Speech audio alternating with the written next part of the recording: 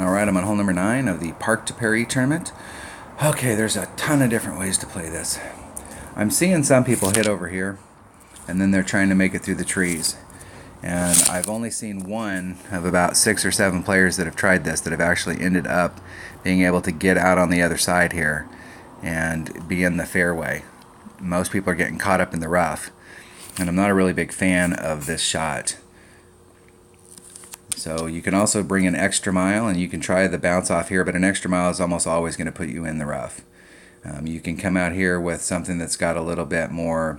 If you bring a QB, the deal is that you're having to you're starting back farther, and it's difficult to bring that ball out here, and it's more, you're more apt to still end up in the rough. And you want to make sure if you're coming here that you've got a Amazon or a Nirvana in your bag, because from out here you can get on and recover, but you've got to have a big rough iron.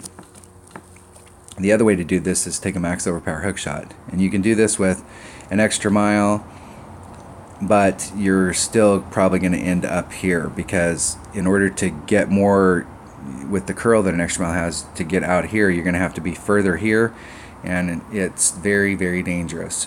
I have found with an extra mile and with an Apocalypse that it's better to bring a katana, because the katana doesn't, you can overshoot this. Now with an Apocalypse, if you're out here by the sand where you've got your white ring right up against the transition between the water and the sand, you're going to hit about dead center and you can get out nicely. If you've got a level 4, if you've got a level 3 Apocalypse, you're probably going to have to come in just a little bit, maybe right on the transition between maybe half of the sand, or maybe right on the transition between the sand and that last cut of rough, because it doesn't have quite as much curl, so that you can get over. So it'll start you off a little bit more on the pad, and then you can try and hook it over. I'm using a big topper and a Kingmaker, and I'm going to do this shot from out here and try and do the same, try and achieve the same goal. I'm trying to get out there in the clear. Now this is a one shot at a time, and if you don't get this drive right, and this is a super dangerous drive to try and do this. And this is the risk versus reward. Not the vintage ball. I want to take an anniversary ball. That is a Kingmaker lookalike. And I'm going to take a big tapa. Big tapa.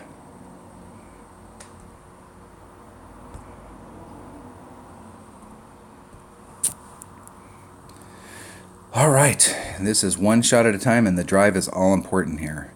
So if I can execute on the drive, then I have a shot. If I don't execute on this drive, I may be in big trouble. If I can get over to the other side, I feel confident. Even if I'm in the rough, I feel confident that I can get up there. But you got to get to the other side. See which way my opponent's going to go out. See if they're going to do the tree shot.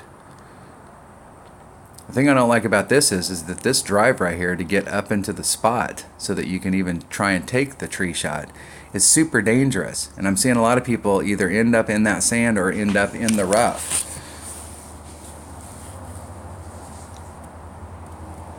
And then you still have a shot where you've got to do, you've got to get some luck on your side in order to get it to blast through the trees.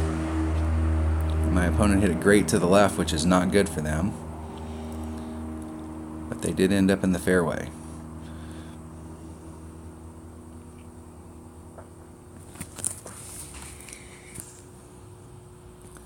Okay, I'm doing about 5. And however much topspin I can get on there with the 5.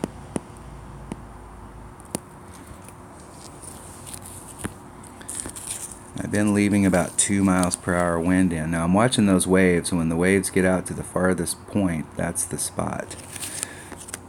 I'm going to leave that wind in.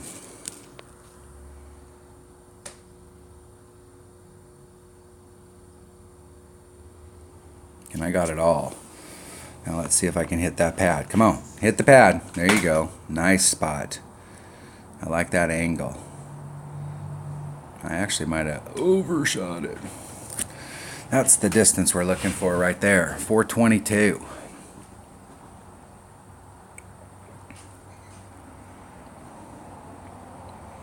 Let's see if my opponent has any shot at all here. Now the one good thing that they have with them is the Big Dog does have a little bit of topspin, but this is not good.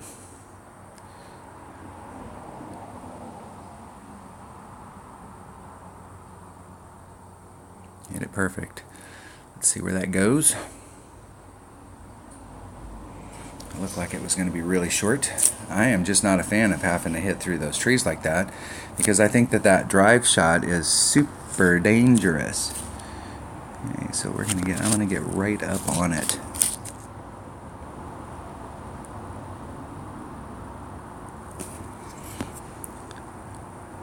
I want to be going right at it. 3-2. It's 1.9 per ring, so that's going to leave me 13. That's about a ring and 2/3. Just need to hit it perfect.